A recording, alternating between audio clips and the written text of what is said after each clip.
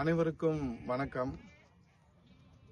பேரறிஞர் பெருந்தகை அண்ணா அவர்களுடைய பிறந்த தினத்தில் இன்றைக்கு ஒரு சூளுரை ஏற்கிற நாளாக மன்னாதி மன்னன் மக்கள் திலகம் பொன்மனச்செம்மல் புரட்சி தலைவர் பாரத் ரத்னா அவர்கள், நம்முடைய எம்ஜிஆர் அவர்கள் இந்த தாய் தமிழ்நாட்டில் ஏழை எளிய சாமானிய மக்களுக்காக துவங்கப்பட்ட மாபெரும் மக்கள் இயக்கம்தான் அனைத்து இந்திய அண்ணா திராவிட முன்னேற்ற கழகம் 17/10/1972 என்கிற வரலாறு எல்லோரும் அறிந்த வரலாறு.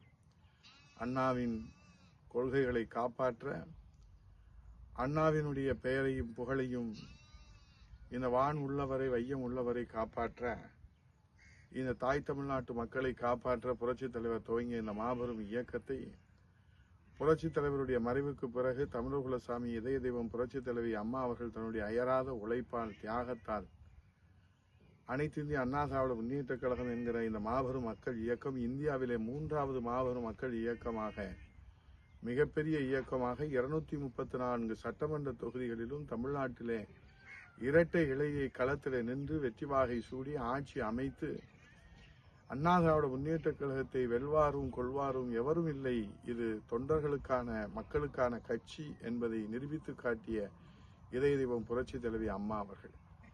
இந்த இருவரும் தெய்வங்கள், இருவரும் ஆளுமைகளுடைய மறைவுக்கு பிறகு ஒரு சாமானியர் காலம் கண்டெடுத்து கொடுத்த கொடையாக, தொண்டர்கள் கண்டெடுத்த பொக்கிஷமாக, இருவரும் தெய்வங்களுடைய மறு வடிவமாக, நம்முடைய தொண்டர்களின் நம்பிக்கையாக, 8 கோடி தமிழர்களுடைய பாதுகாவலராக புரட்சி தமிழர் ஐயா எடப்பாடியார் அவர்கள் இன்றைக்கு அனைத்து இந்திய அண்ணா திராவிட முன்னேற்ற கழகம் என்கிற இந்த மாபெரும் மக்கள் இயக்கத்தை மீட்டெடுத்து, இரட்டை இலையை மீட்டெடுத்து, தொண்டர்களை மீட்டெடுத்து, இன்றைக்கு ஒரு குடும்பத்திலே சிக்கிவிடாது இந்த தமிழகத்தை மீட்டெடுப்பதற்காக எழுச்சி பயணத்தை எழுச்சியோடு நடத்தி கொண்டிருக்கிறார்கள். புரட்சி தமிழர் ஐயா எடப்பாடியாருடைய லட்சியம் தமிழகத்திலே நடைபெற்று வருகிற மக்கள் விரோத ஸ்டாலின் திமுக தலைமையிலான மன்னர் ஆட்சியை ஒழித்து கட்டி மக்களாட்சியை மீண்டும் இந்த தாய் தமிழ்நாட்டிலே மலரச் செய்வதற்காக ஒரு எளிய தொண்டராக, சாமானிய தொண்டராக, முன்கள போராடியாக இன்றைக்கு ஒரு உரிமை போராட்டத்தை நடத்தி கொண்டிருக்கின்றார்கள். ஒரு சாமானியனாக தமிழக மக்களுடைய உரிமை குரலாக தன்மானத்தோடு களத்தில் நின்று போராடி கொண்டிருக்கின்றார்கள். இதுவரை 153 சட்டமன்ற தொகுதிகளிலே வெற்றி வாகை சூடி எழுச்சி பயணத்தை இன்றைக்கு தொடர்ந்து ஏறத்தாழ 65 லட்சம் மக்களை நேரிலே சந்தித்து ஒரு புதிய சரித்திரத்தை, வரலாறை படைத்து வருகின்றார். புரட்சி தமிழர் ஐயா எடப்பாடியார் அவர்கள் செல்லுகிற இடங்களெல்லாம் இதோ நம் வீட்டு பிள்ளை, நம் குடும்பத்திலே ஒருவர், நம்மை காக்க வந்த தெய்வமாக இன்றைக்கு தமிழ்நாட்டு மக்கள் வரவேற்கிற அந்த காட்சி எதிரிகளுக்கும் துரோகிகளுக்கும் இன்றைக்கு வயிற்றெரிச்சலை ஏற்படுத்தி இருக்கிறது. பொறாமை தீயிலே பொசுங்கி போகிற எதிரிகளும் துரோகிகளும் இன்றைக்கு வசைபாடுவதே தங்களுடைய வாழ்க்கையின் கொள்கையாக கொண்டு செயல்படுவதை மக்கள் பார்த்து கொண்டிருக்கின்றார்கள்.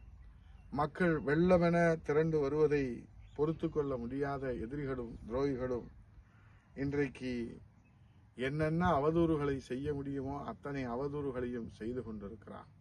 அண்ணா திராவிட முன்னேற்ற கழகத்திலே பிரச்சனை, அண்ணா திராவிட முன்னேற்ற கழக தொண்டர்களிடத்திலே பிரச்சனை, நிர்வாகியிடத்திலே பிரச்சனை, தலைமையிடத்திலே பிரச்சனை, பிரச்சனை பிரச்சனை என்று அவர்களே ஒரு பிரச்சனையாக இந்த தமிழ்நாட்டுக்கு இருப்பதுதான் நிதர்சனமான உண்மையாக இருக்கிறது.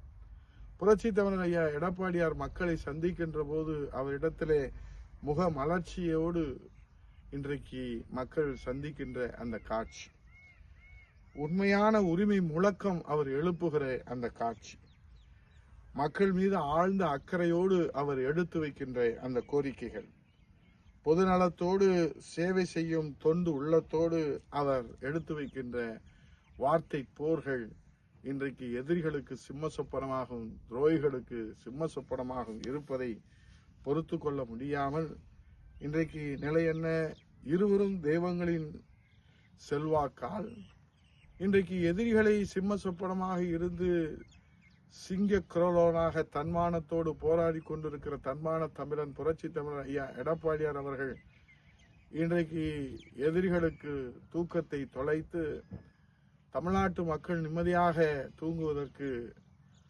வளமான ஒளிமயமான எதிர்காலத்தை உருவாக்குவதற்கு தன்னை அர்ப்பணித்து உழைத்துக் கொண்டிருக்கிறார்கள். ஆனால் இந்த நிலையிலே பொறுத்து கொள்ள முடியாத வேதனையான சம்பவமாக இருவரும் தெய்வங்களின் செல்வாக்கால் விலாசம் பெற்றவர்கள் கூலிப்படையாக செயல்பட்டு அனைத்து இந்திய அண்ணா திராவிட முன்னேற்ற கழகத்தின் விலாசத்தை சிதைத்து பல்வேறு முயற்சிகளை எடுத்து தோற்று போனவர்கள் இன்றைக்கு இறுதியாக 2026 சட்டமன்ற தேர்தலுக்கு முன்பாக இப்போது ஒற்றுமை என்கிற பெயரிலே ஒரு புதிய கோஷத்தை எடுத்து இருக்கிறார்.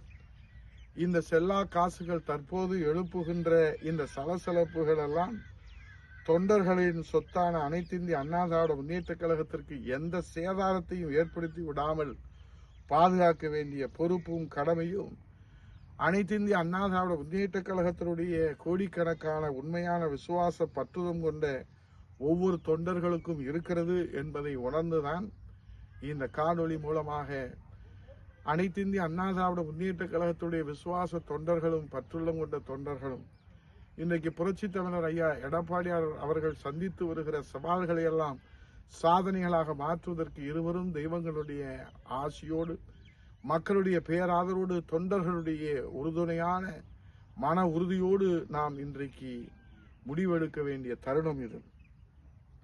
இன்றைக்கு எடப்பாடியார் தலைமையிலே பேரறிஞர் பெருந்தகை அண்ணா அவருடைய பிறந்த தின விழாத்திலே நான் சூளுரை ஏற்போம். அண்ணா திராவிட முன்னேற்ற கழக தொண்டர்களுக்கு தாய் இல்லாத இந்த தொண்டர்களுக்கு தாயாக, தலைமை இல்லாத இந்த தொண்டர்களுக்கு ஒரு எளிய தலைமையாக, ஒரு சாமானிய தலைமையாக, தாயுள்ளம் கொண்ட தலைமையாக, தெய்வ உள்ளம் கொண்ட தலைமையாக, அன்புள்ளம் கொண்ட தலைமையாக, கருணை உள்ளம் கொண்ட தலைமையாக, உழைப்பவரே உயர்ந்தவர் என்ற தாரக மந்திரம் கொண்ட தலைமையாக, எல்லோரையும் தாய் பாசத்தோடு அரவணைக்கின்ற ஒரு தலைமையாக, ஒரு தொண்டரிலிருந்து ஒரு தொண்டர் உருவாகிய ஒரு புதிய வரலாறு. இது ஜனநாயக வரலாறு. ஒரு தொண்டர்களிலிருந்து தொண்டர் உருவாகிய ஒரு புதிய சகாப்தம். இது ஜனநாயகத்தின் சகாப்தம். இது ஜனநாயகத்தின் அற்புதம். இது ஜனநாயகத்தினுடைய மலர்ச்சி. இது ஜனநாயகத்தினுடைய வளர்ச்சி. இதை இந்த நாட்டிலே இருக்கிற சர்வாதிகாரிகளால் பொறுத்து கொள்ள முடியாது. ஆகவே சர்வாதிகாரிகள் எடுக்கிற முயற்சிக்கு சில கருங்காலிகள் துணை போவது உண்டு. இது வரலாறு நமக்கு எடுத்து சொல்லி இருக்கிறது. ஆகவே சர்வாதிகாரிகள் வாழ்ந்ததாக சரித்திரம் இல்லை, வீழ்ந்ததாகத்தான் வரலாறு நமக்கு சொல்லுகிறது. அப்படி சர்வாதிகாரம் வீழ்த்தப்படுகிற போது சர்வாதிகாரி வீழ்ந்து போவார்கள், சர்வாதிகாரிகளுக்கு துணை நிற்கிற கருங்காலிகளும் வீழ்ந்து போனதுதான் வரலாறு என்பதை நாம் படித்திருக்கிறோம்.